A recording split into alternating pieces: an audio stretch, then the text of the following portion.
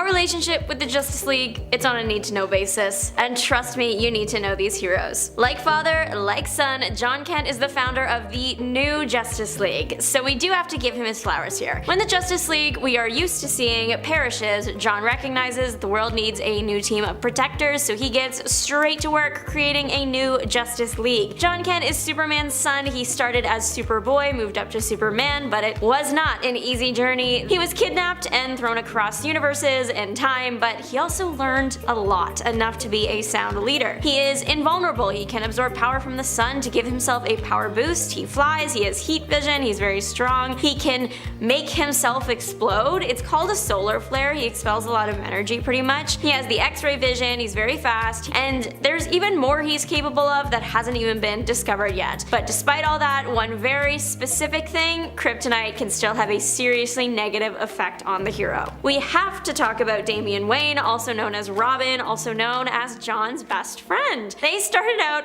really rocky, like fighting all the time, interventions, you kinda know the vibe, but eventually grew to be good teammates and friends because they were forced to work together. It makes sense that Damian would be on Kent's new Justice League since they fought as a team so much. Damian is also just someone you want on your team. His resume goes crazy. If you look at the abilities section on his character wiki, it is like a master list of every human-based ability one could ever develop. To rattle off some of these skills we know Damian for: martial arts, disguise, investigation, archery, stealth, sword fighting, and clearly more. In addition to the ridiculously long list of skills, he has the Wand of Clarion, a magic wand that can only be used once. Super useful. One thing that I did find cute about Jon and Damian's friendship is Damian had a couple years on Jon when they were younger, and he would not let him forget it. Jon couldn't be on the Teen Titans with Damian at first because he wasn't a teen like Damian was. Jackson Hyde is Aqualad and an absolute icon. We love him. He's from Atlantis, if you couldn't guess from his name. That also means he can breathe underwater and do all the underwater stuff. Jackson is capable of hydrokinesis, which is the ability to control water mentally. He can actually make things. He made a functioning spear once. He can also blood bend, allegedly, or twist someone inside out, and I don't like that, but humans are like 55 to 60% water, so I guess it makes sense. It's a good thing he is a hero, basically. He is also able to make ice and also melt ice quickly, and I do have questions. Could he melt Mr. Freeze or Iceman? I know he's Marvel, but it's a fun question to ponder. He can be like a toaster in a bathtub, capable of electrokinesis or emitting bioelectric shocks from his body. When released all at once, it creates a big blast. Fun fact, he is really good in combat because he was trained by Robin. The new team had 2 Blue Beetles, Blue Beetle squared, but we will start with Jaime Reyes. Reyes is a young, energetic hero who was minding his business, trying to get through school, but then one day, him and his friends found a scarab floating in the river, so of course they investigate, and the thing attaches itself to Reyes.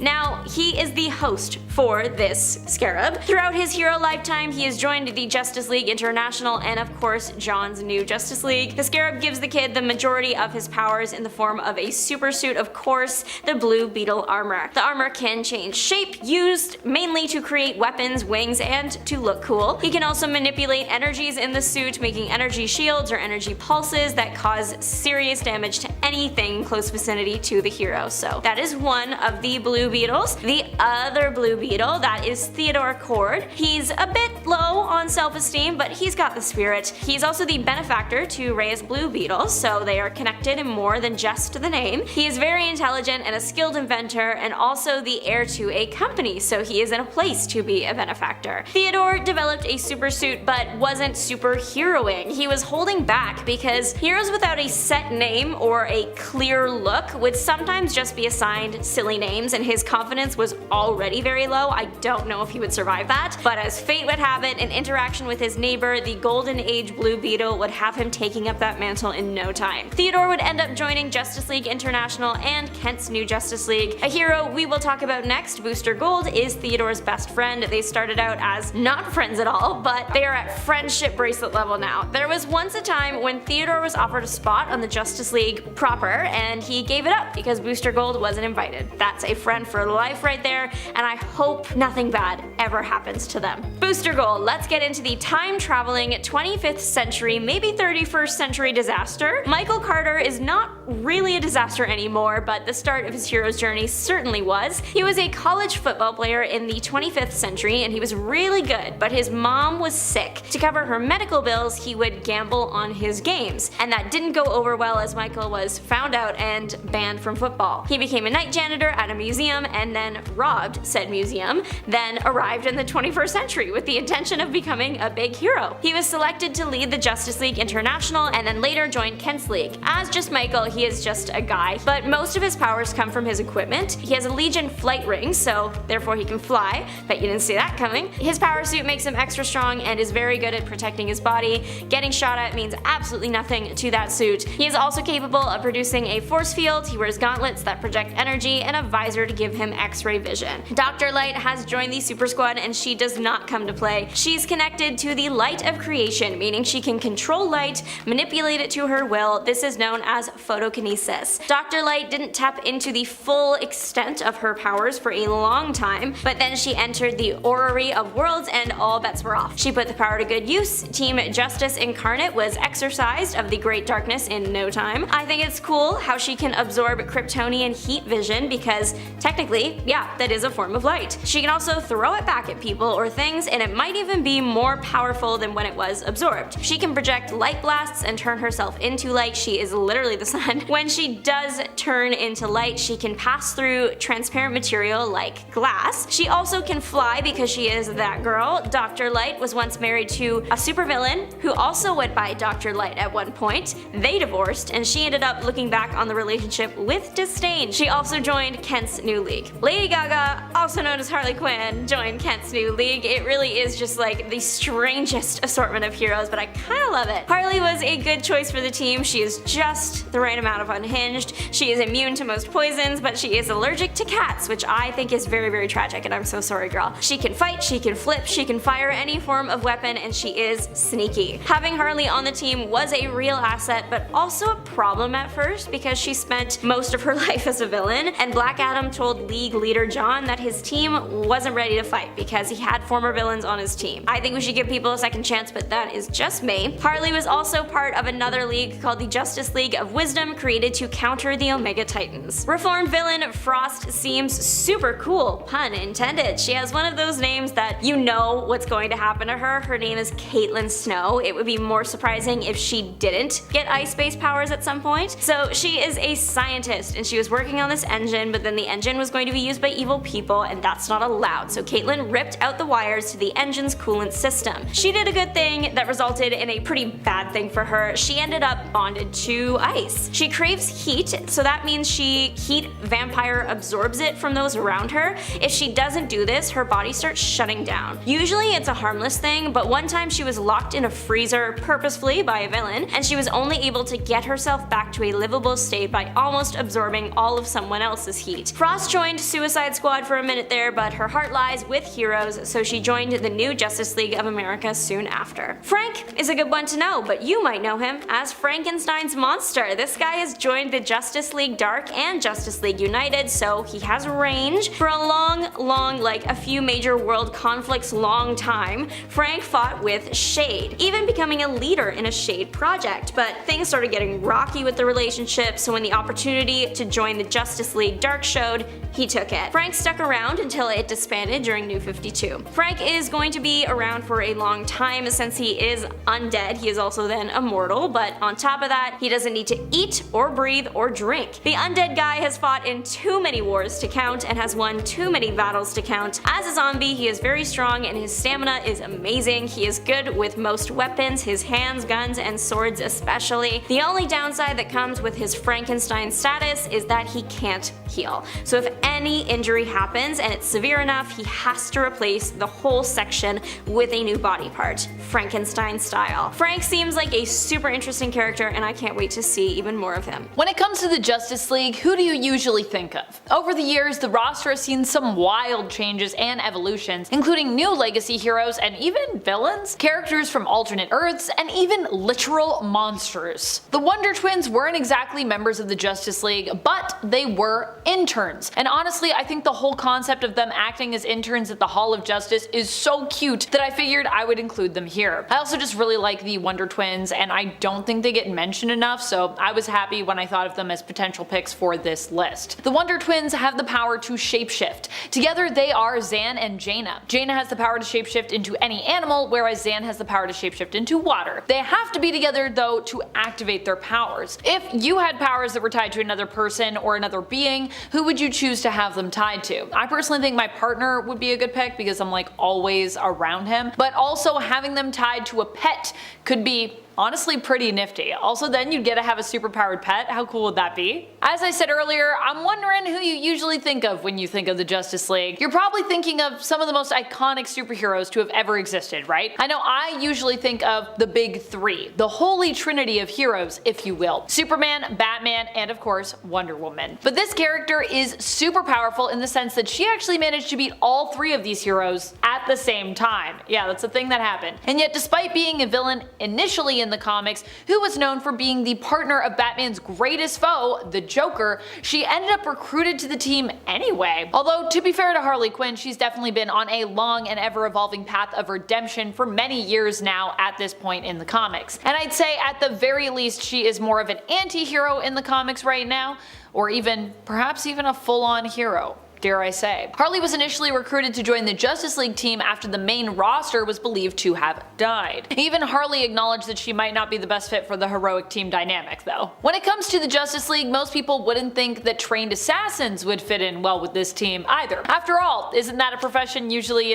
more reserved for villains? However, when it comes to trained assassin Damian Wayne, it's not too surprising to consider as he's also the son of one of the most well-known Justice League members and leaders, Batman, and Batman's current sidekick, Robin, in the comics. More recently, Damian was recruited to join a new team roster by his best friend, Jon Kent, the son of Superman. Ted Kord is someone more commonly associated with the Justice League, but some might be surprised and hopefully delighted to learn that Jaime Reyes, the new Blue Beetle, has also joined up with the team more recently. Jaime didn't make his first appearance until Infinite Crisis issue number 3 back in 2006. Unlike Ted, his suit was not something he made himself, but instead was basically an alien weapon that he bonded with through symbiosis, known as the Blue Beetle Scarab. Honestly, I would love to see more of Jaime on the Justice League. I feel like Jaime's such an underutilized character in the comics. He's so cool.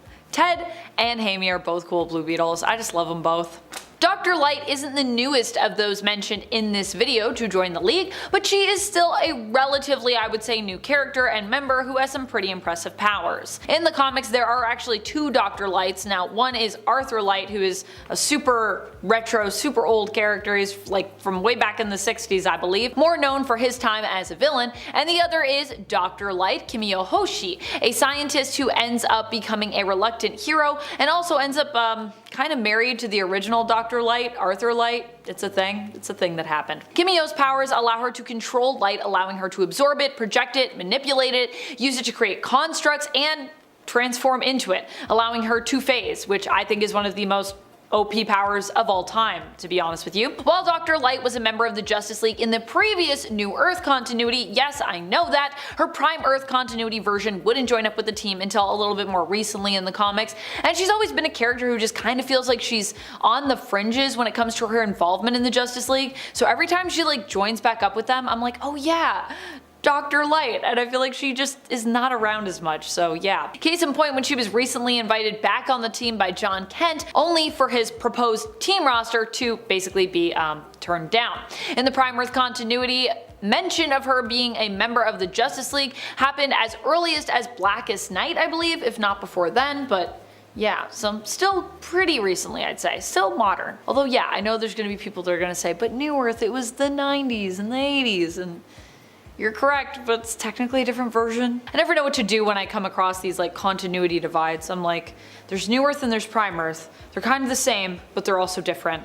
DC Comics, continuity, what's up? What if I told you a fictional monster recently made their way onto the Justice League for a brief time? Would you believe me? Well, believe it, because it happened when Frankenstein was recruited to the team by Superman's son, Jonathan Kent. Even as I say these words, they do not sound real to me, but yes, this happened. Granted, the addition of Frankenstein to the team as a replacement roster, like previous members I've talked about that were suggested, was of course also rejected by Black Adam. But ultimately, I do think Frankenstein, had he been allowed to remain, would actually make a pretty solid member as a seemingly immortal, super strong, and durable zombie. Because that's what he is. In the comics, Frankenstein is a zombie who, like in the original story written by Mary Shelley, was created by Dr. Frankenstein. However, whereas in the novel, electric current was used to reanimate the assembled corpse parts, in the comics, alien blood played a crucial role in Dr. Frankenstein's corpse reanimation experiment. Aquaman also recently joined up with the Justice League, and if you're thinking, wait a minute, he's been a long time member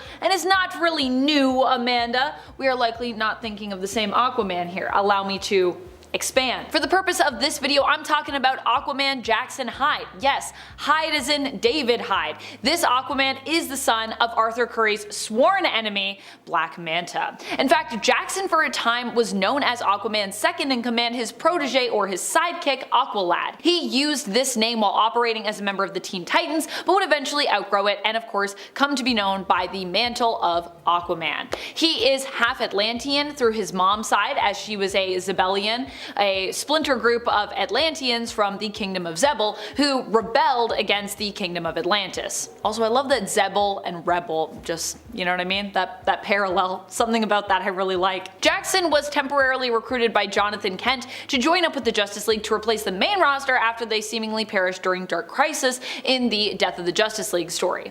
Of course, don't worry, they were fine, but now the Justice League is taking some time off, so kind of just in this weird like limbo period with them. But hey, we got the Titans, current premier superhero team. I love it. The Justice League have made some interesting recruiting choices in recent years. One of their most surprising recruits to some may be in their choice to welcome longtime Shazam villain Black Adam onto their team. Huh? However, I think the important thing to consider here is Black Adam's more recent history. Sure, he's been a villain for a long time in the comics, but in recent years he has actually acted as more of an anti-hero, being more known as a strong and loyal protector for his people and the land of Kandak. Even, yes, going on to earn a place on the Justice League.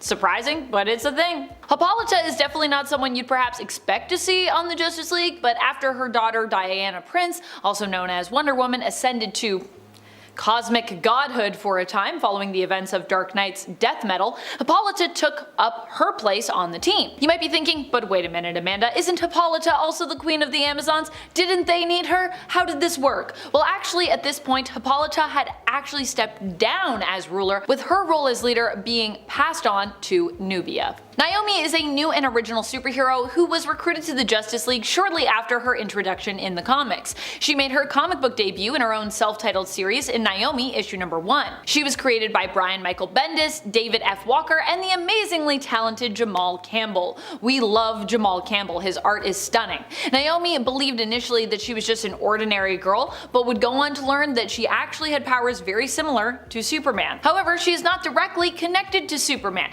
She is not a Kryptonian, but instead is a young woman, not just from another world, but from basically another reality entirely. On her Earth, there was a battle between a small group who discovered they had powers after being exposed to radiation, which had kind of leaked into the Earth's atmosphere as a result of an environmental collapse. Naomi is the sole daughter of those who developed powers. It seemed initially as though they were all unable to procreate until her mom gave birth to her. Jealous, superpowered Zambado attempts to snuff out Naomi's life, but she is sent away just in time to safety through a portal, ending up of course on Prime Earth. When her powers manifested, she ended up seeking aid and mentorship from Superman after escaping Zambado, who had attempted to once again recapture her years after her escape. We are starting off with the new Wonder Girl. I am obsessed with Yara Flor. I think she is so cool. She is listed as an Amazon of the Amazon. I want to be her.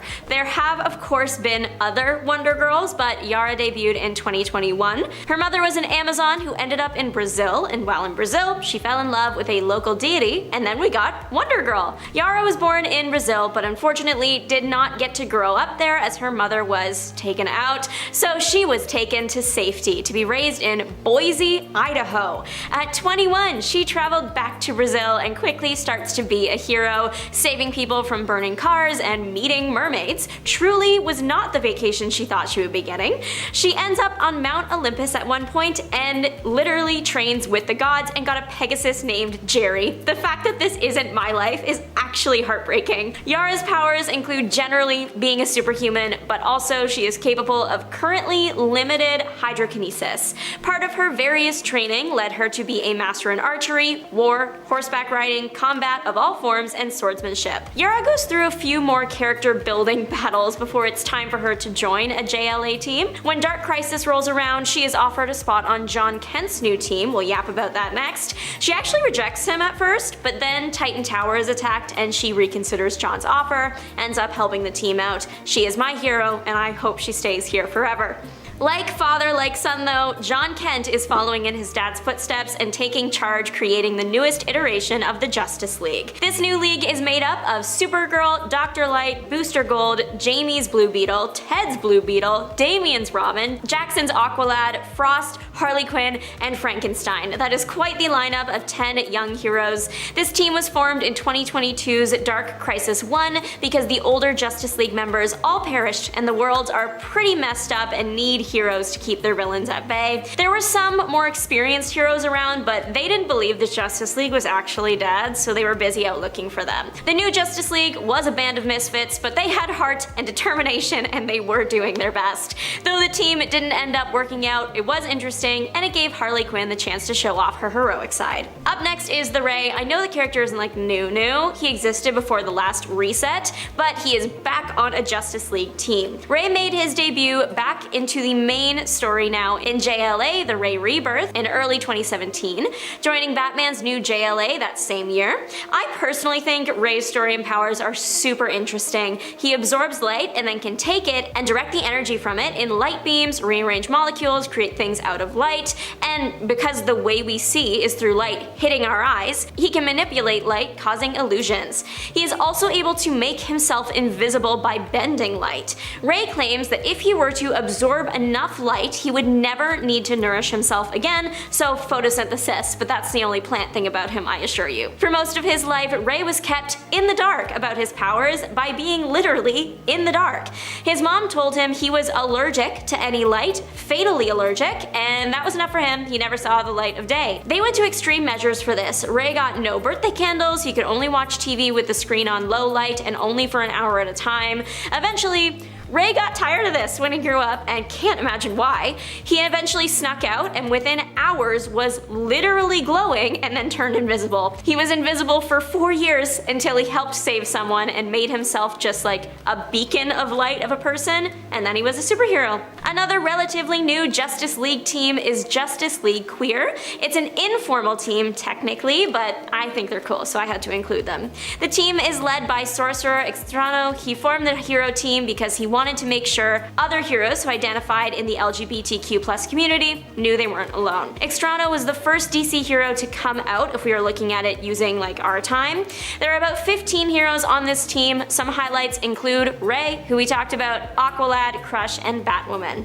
The team was first brought together during a pride parade. A villain showed up and literally made it rain on their parade. The rain was enchanted, so it was causing problems and not just like rain, because I can assure you regular rain would have meant nothing to an LGBTQ community parade. All it would have caused is for someone to start playing Rain on Me by Lady Gaga in a party. The comic itself, it's funny, plain and simple, I laughed. Extrano refers to the team as his JLQ kickline at one point. No notes, loved it, happy belated Pride Month team. Naomi McDuffie has crash landed into the DC universe. Literally, she is a teenage superhero disaster in a good way. Naomi is not from Earth. She is from some other undetermined alternate Earth. She ends up on the main Earth though. Naomi's Earth was subject to too much pollution and the ozone layer collapsed. When that happened, radiation started appearing. It was harmless to almost everyone except 29 specific people. They all got superpowers. Some of the 29 were bad people, some were good.